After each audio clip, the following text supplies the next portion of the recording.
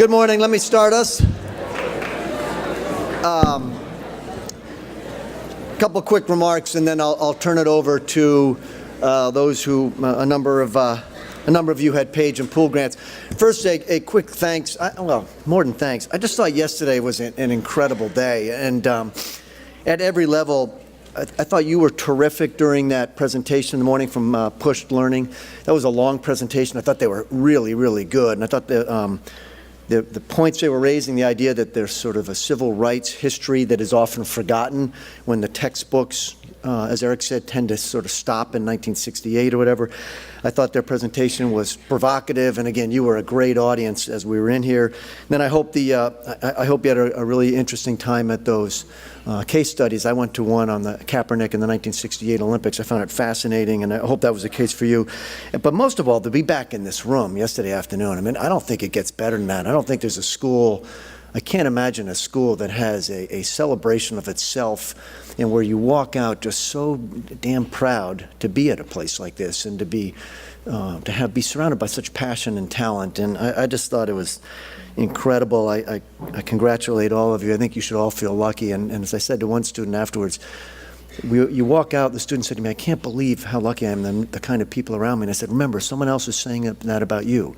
That is, every one of you is feeling about each other, and that's a rare thing.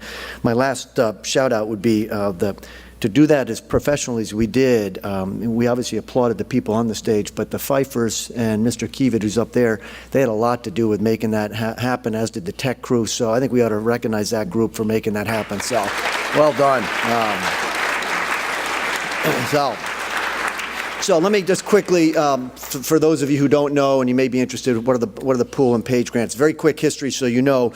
So Bob Poole was just a great Tafty and a great American. He taught at Taft he graduated in 1950, and he taught at Taft in the late 50s and early 60s. He was a beloved teacher and coach. He was a wonderful football coach. And after teaching at the school, he then went into the Peace Corps and in Africa. And while in the Peace Corps, his love of wildlife and conservation in Africa really took root and blossomed, and he became one of the world's great conservation voices. He was killed in a driving accident there, and after he died, the sense was that his life was the school motto writ large. It was about a life of service, and so we created the Bob Poole grants, and these allow students to apply, and then if they are accepted, to do work in any kind of conservation or wildlife, or really indeed any kind of service. So for decades, students have been lucky enough to receive that. If you're interested in particular, after hearing the talks today, to have receive a grant that honors Bob Poole, I hope you'll apply. They're amazing, amazing opportunities. And then the second is the Page Fellowships, and the Page Fellowships are named after a woman named Meg Page, who was a good friend of Mr. Frew's. She was class of 1974. She was a really remarkable, spirited, brilliant, energetic woman. And then tragically, she was diagnosed with cancer, and even as she fought cancer, she used all of her intelligence, all of her energy, as she had been a very successful businesswoman, and she volunteered, she raised funds, she served on boards, and after she died, she arranged, and at the support of some very close friends of hers, to establish a fund after her death that would allow Taft students to go off and do medical research, volunteering, go to workshops, conferences, and so on. So if you have any interest in doing something like that, and you'll hear about it today, I hope you'll apply. These are great opportunities to embody the school motto. They're great opportunities for personal growth on your behalf. You learn how to write an application essay to appeal for grant money, and then if you're lucky enough to receive it, you could be anywhere next summer around the world serving and learning and growing. So Mrs. Frew will talk briefly about that at the end of the presentation, and we'll hear some great talks on the Page and Poole grants right now. So with that, and with thanks for an amazing day yesterday, we turn it over to the Page and Poole grants.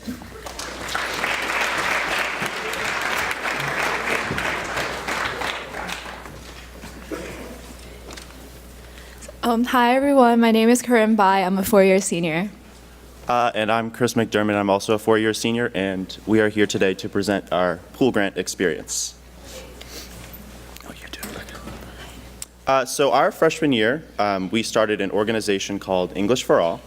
And our mission statement for English for All is to teach English and provide educational supplies to underprivileged students in rural China.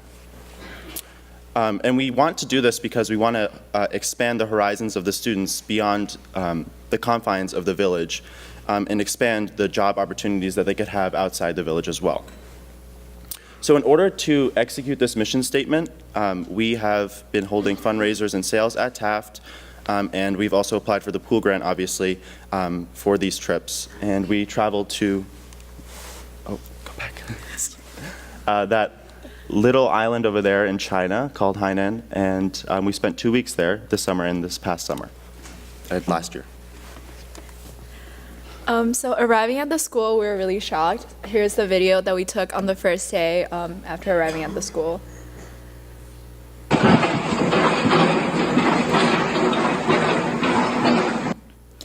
So you can see basically this is the condition right outside of the school. The village seemed deserted. There was no paved road, no business or houses nearby. This just shows how the learning environment of these kids is not only extremely unsafe, it also shows the resource scarcity in the village. At first, we also found it really hard to connect with the students because most of them were really shy. Very few actually volunteered to speak up in English in front of other 50 or so students that are also in the class. Why doesn't this work? This is not working. All right, okay. So our typical class day consisted of reading English storybooks to the class, and we read books such as Monsters University and Mulan to them. And we also played a lot of fun word games so we could get them out of their seats and actually speaking English to us to practice. Other than that, we had a lot of conversations with them about hobbies, sports, family, and other aspects of their lives, and we tried to limit the amount of Chinese that they spoke so they could really have an experience speaking English with fluent speakers like us. After our first year experience, so we went to the village for 2 years with the help of the Poole grant. After our first year experience, we realized that we needed to change our teaching techniques in order to better engage the students and encourage them to step out of their comfort zone. So we designed games such as Handman, categories, and Pictionary to draw them out of their shells. Eventually, most of them gained confidence, and pretty much everyone in the class began to raise their hands and contribute to the games and discussions. We formed such close bonds with the students that by the end of our stay, a girl wrote a touching note to us that said, "Thank you for coming all the way here to teach us English. This is the first time I have heard someone pronouncing English so well. I hope we can meet again." So other than teaching English, we actually bought a lot of educational supplies for the students, so things like pencil cases, pens, and colored pencils. And we also donated some sports equipment like basketballs and soccer balls to them as well. And I think the most important thing we did was set up an English book library there, and we got all the books by setting up donation boxes in our communities in Shanghai and Hong Kong. And our neighbors and friends and classmates actually donated books to us, and we were able to bring hundreds of books to the students. I don't know if you can see the photo. Sorry. I don't know if you can see that too well, but that's kind of part of the library we set up, and that's us unpacking the books. So here are just some more pictures. Besides teaching English, we also did a lot of fun stuff on the island. One of them was scooter riding. After arriving at the village, we soon noticed that the scooter was actually the main form of transportation there because few families could afford to buy an actual car. And while we taught the kids English, they shared with us their local culture, food, as well as scooter riding. When a girl noticed that we were really curious about the scooter, she volunteered to lend us the scooter and taught us how to ride it. Every day after school, we'll take a ride with the students around the village and go look at the forest reservation from afar. Other than scooter riding, we did a lot of eating in China. So we went to a local fish market, as you can see here, and I thought this was the most enjoyable meal we had because we really got exposed to the local food that the students had recommended us. And we got to experience how the locals bargain for the fish and fresh seafood at the market. So you can see me enjoying the food right there. With the help of the Poole grant, we were able to travel across the world to teach students valuable skills. Additionally, because those students had never left the village, us going to the village helped open their eyes to the larger world. We were so shocked how simply telling stories of our experiences in Hong Kong, Shanghai, and the US has inspired many students to dream big, learn English, and one day leave the village for other opportunities. Finally, we would like to thank the Poole Grant Committee, the Poole family, and Mrs. Frew for giving us this amazing opportunity to travel to Yanfeng for 2 years. And we would also like to shout out Kevin Liu and Angelina Du for joining us on the second-year trip, so shout out to them. And we hope that our program can be carried on at Taft, so if anyone is interested in joining us, please feel free to send us an email or just stop us in the hallway. Thank you. Thank you.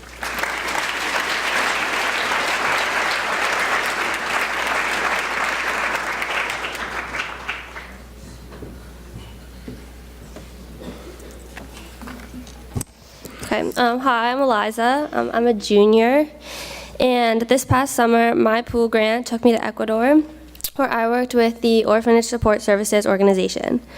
OSO was founded by a Mormon. Thus, though I did not know this when I signed up, I was the only non-Mormon to have ever worked with the organization, and one of 2 volunteers there with any knowledge of Spanish. I worked in 2 orphanages in Cuenca.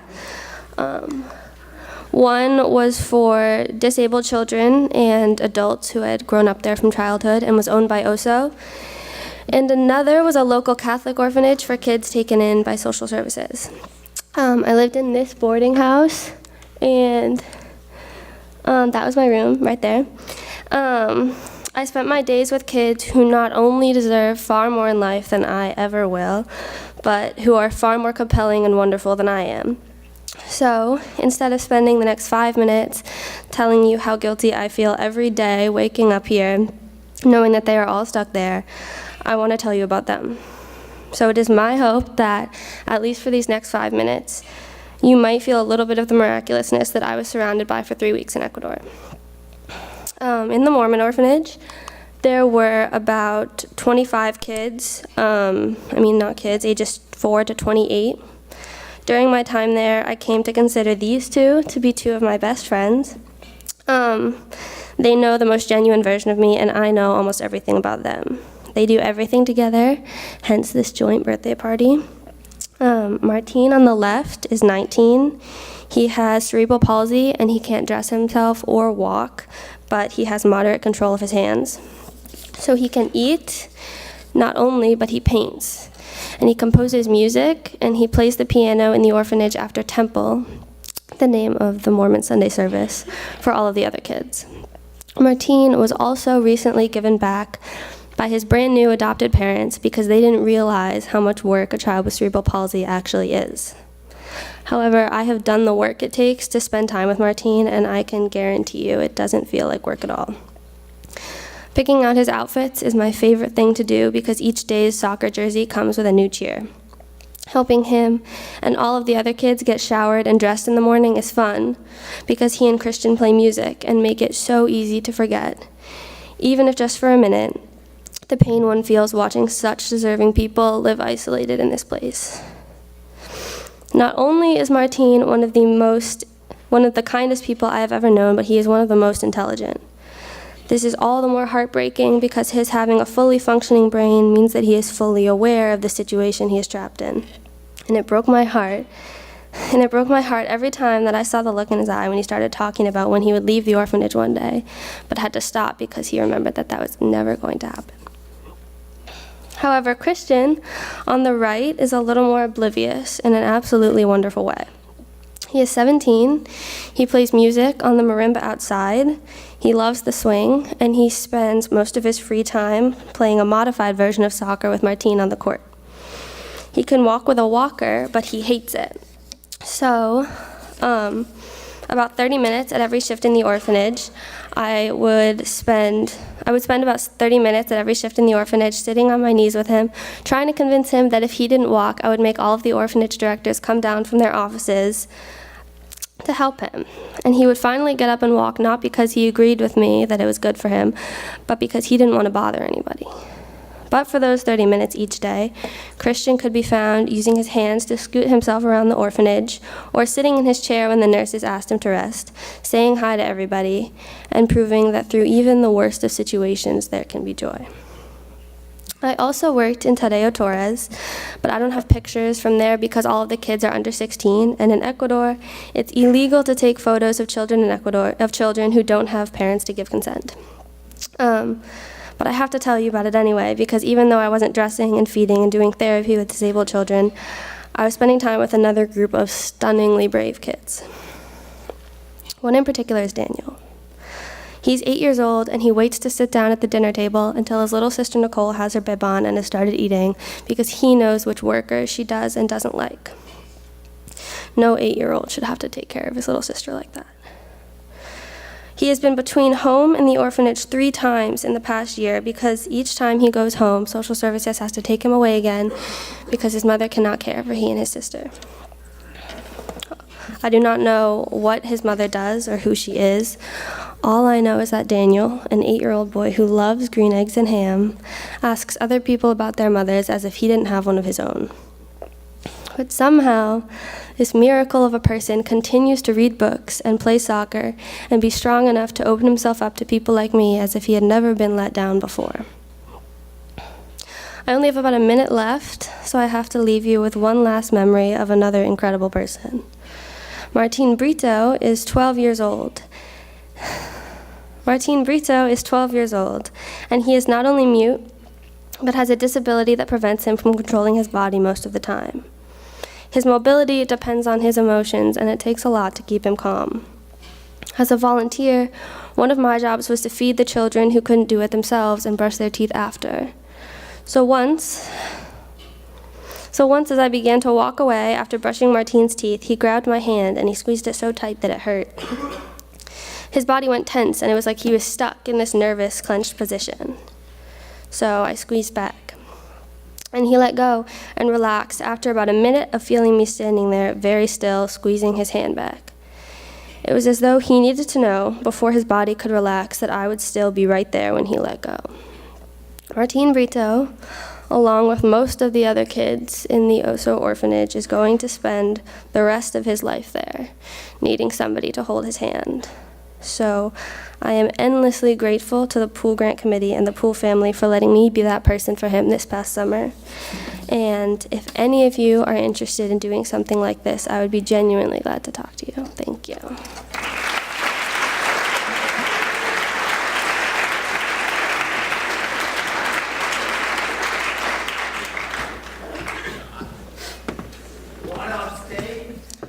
Hello. Good morning, everybody. So, the past 2 summers, I also took page grants, one of which I was at Georgetown, which Colin will speak to you about after. And then last summer, I was in Texas Children's Hospital, the largest children's hospital in the world, just observing surgeries there. So this year, the page grant was generous enough to grant me a 3rd opportunity to build on my last 2 summers, where I traveled to Cordoba, Argentina for 2 weeks to continue learning about and to volunteer in the field of medicine. So this is Dora, my host mom, and I stayed at her house for the 2 weeks along with 3 other roommates, 2 from Florida and 1 from Quebec. This is Cordoba. You can see it's a big city. It's the 2nd largest in Argentina with a population of about 3 million, and that's where it is. So our typical daily schedule was as follows. In the mornings, we would either go to a clinic or hospital to shadow doctors in fields such as radiology, kinesiology, dermatology, and more. Or we would volunteer. In the afternoons, we went to Spanish classes, and in the evenings, we would do something fun to learn about the culture of Argentina and Cordoba. For example, playing soccer or making empanadas. So here I am with 2 of my housemates. This is me with an x-ray that I just done. So it was interesting to compare the infrastructure, technology, and just healthcare in general in Texas, in the Texas Children's Hospital where I was last summer, to Argentina, because as we all know, Argentina is a first world country, Cordoba is a bustling metropolis, but they still have technology that we were using 20 years ago, so we have to develop the x-rays by hand, and this was me inputting patient numbers into a CAT scan machine when I was helping give patients CAT scans. Further, here is just some of the kind of facilities they have there. So you can see the walls of the hospital have drywall peeling off. The actual operating rooms are sparsely furnished compared to those in the United States. And because there are so many stray dogs in Argentina, they're allowed to just freely walk into the waiting room of the hospital. So this is a stray dog that was just walking around, kind of doing the rounds from patient to patient as they were waiting to be admitted.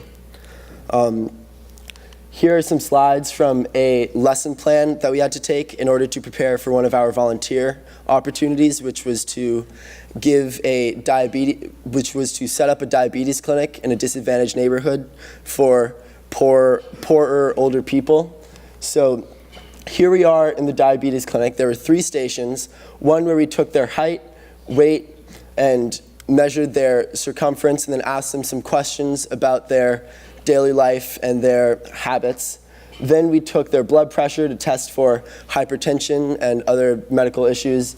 And then here we would use a sterile alcohol cotton swab to rub their finger, prick their blood, and then test their blood sugar and ask them questions, all of this in Spanish, about what they ate. And then we ranked their answers on a point system to test their risk. And there was one point where, after performing the diabetes test for this elderly couple, I had to inform them, poorly navigating my way through a language that I am not proficient enough in, that they both placed in the highest category of risk based on their answers, which means that there was a 33% chance that each of them were already diabetic, and that there was a 50% chance that they would contract diabetes within the last 5 years. And this experience taught me a lot about the importance of communication, and that even if you can't necessarily get your point across as clearly as you would like, having a smile on your face, showing your compassion, being attentive, and just really showing people that you care about them can really go a long way.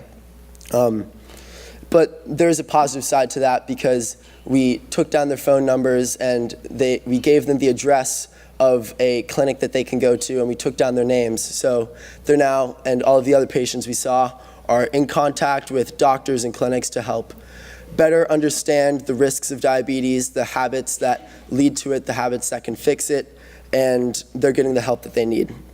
So another volunteer opportunity is that this friend group of 40-year-old Argentinians spend their Thursdays preparing home-cooked meals and then delivering them to the families of the patients in the hospital, in particular the main cancer hospital in Cordoba. So one night we helped them pass out hundreds and hundreds of home-cooked meals to families who were actually spending a national holiday. Instead of celebrating with friends or going out, they were spending it in the hospital, either waiting for news or just sitting by their family's side. So it was not all work, though. This is photos from a cultural trip we took to Alta Gracia, to Che Guevara's childhood house. If you've ever seen the movie Diary of a Motorcycle, this is the motorcycle he rode on. This is the actual diary he wrote in. And then this is me and my buddy Che outside his house. And then finally, these are other photos from different cultural experiences we did, from drinking mate, which Argentinians drink about 3 liters a day of, to making empanadas, cooking asado, visiting beautiful historic architecture, seeing the sunsets. Cordoba is a fantastically beautiful city. And then one day, my housemates and I came up with the idea to cook pizza empanadas, which we thought were incredible, and my host mother Dora thought was just the funniest things she'd ever seen. So to conclude, this trip was fun, informative, and it was an incredible experience. So to all you who made this possible, specifically the Page Committee, Ms. Frew, Ms. Monty, the Page family, and Meg Page herself, thank you so much. Now you're going to hear Colin talk about an incredible program at Georgetown. Thank you so much for listening.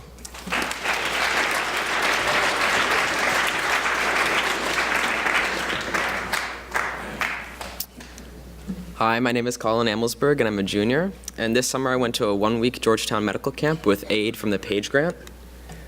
I wanted to start with a little bit of background about myself that might explain why I decided to go to medical camp. Both my parents went to medical school in Germany and worked as doctors there until they decided to move to America. When they came here, they were no longer able to practice medicine due to some kind of international work laws. Nonetheless, they found ways to use their medical knowledge in their new jobs. Hence, my whole life, I've been influenced by them to become a doctor. And don't get me wrong, I very much want to be a doctor when I'm older. But I've always wondered if maybe I have another passion that was being overshadowed by my parents' careers, which is why I decided to go. Our main form of learning was lecture style in the medical school building. We had some really profound speakers come and teach us about topics such as radiology, which is using x-rays and radiation for diagnosis and treatment, mindful meditation, orthopedic surgery, mental health, first responder medicine, and pharmaceuticals. All of the presentations were in-depth, interactive, and interesting. The presentation you can see on the screen was about how diet changed the way that, how diet throughout the years has helped change humans into what we are today, which is Homo sapiens. We also dissected rats and got to go into a medical school cadaver lab, which was my personal favorite activity. Unfortunately, I was not able to take photos in the lab for obvious reasons. For those of you who don't know, a cadaver is the corpse of someone who donates their body to medical schools so that the students can learn about anatomy in person and get to see the parts of the cadaver that they were studying. While many people would be repulsed by being surrounded by so many dead bodies, everyone in my group was extremely excited and enthusiastic to be there. Another one of my favorite activities was driving up to the University of Maryland Shock Trauma Center, one of the world's leaders in shock trauma. They actually have a 96% survival rate due to their golden rule, which is almost anyone can be saved if they get to the trauma center in under an hour. They accomplish this by having an extensive helicopter system that can get from any part of Maryland to the trauma center in under approximately 50 minutes. After listening to one of the doctors talk about her experiences working in the emergency room, we took a tour of the actual center with one of the head nurses there. We were able to see many patients and the machines and doctors that help them live. Since we were being led around by the head nurse, she was able to show us the hyperbaric chamber, which is here, which is a chamber patients with decompression sicknesses and other illnesses are put in that increases their oxygen inhalation to 100%, which helps them fight sicknesses. Although I never would have the strength to work in an emergency room, I still thoroughly enjoyed learning about it and seeing all the different aspects of emergency medicine. Another one of the big things that we did was go into a simulation lab at the Georgetown Hospital. We learned how to put on sterile lab coats, take heart rates, and deliver a baby. There were 2 state-of-the-art simulation dolls that we used, one pregnant mother and one guy who got into a car crash. Although we failed to save the guy in the car crash, the mother had her baby without any problems. We also learned how to take blood using fake hands and arms and how to intubate someone who was having trouble breathing and couldn't do it by themselves.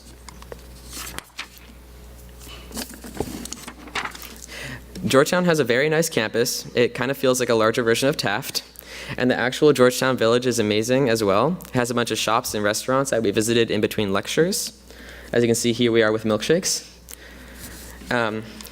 Although there was a lot of learning involved, we still had time to go out into town and have a lot of fun. We went out for milkshakes, pizza, and to just explore the town. Overall, I had an amazing time and learned so much about the world of medicine. I created lasting bonds with my fellow campers and made some great memories.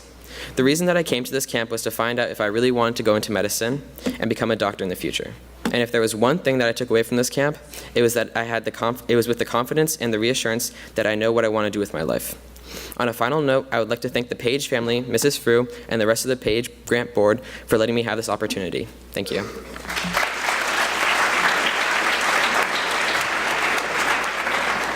Hi, everybody. So you've just heard from about 4 amazing grants that we gave out. I sent an email out this morning with all the information that you can find, links to go to find the grant. And if you have any questions, you can contact me. You can contact Ms. Monty, Ms. Borkin, Ms. Gray. There are a lot of us out there. So think about it. It'd be a great way to spend your summer. Thanks.